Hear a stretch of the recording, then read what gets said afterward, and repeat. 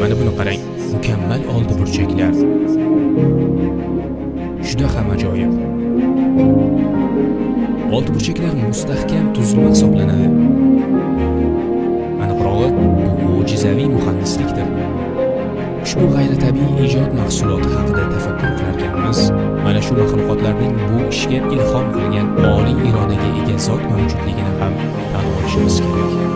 Evolyusionistlar buni instinkt atamasi bilan tushuntirib, bu narsa arilarning oddiy xususiyati deb tanishtirishga harakat qiladilar. Ular bu ishni ming yillar davomida bajarib kelishmoqda. Ular aynan shu ish uchun yaralishgan. Ular tabiiy instinkt orqali uyalarning shakli mana shunday bo'lishini biladilar.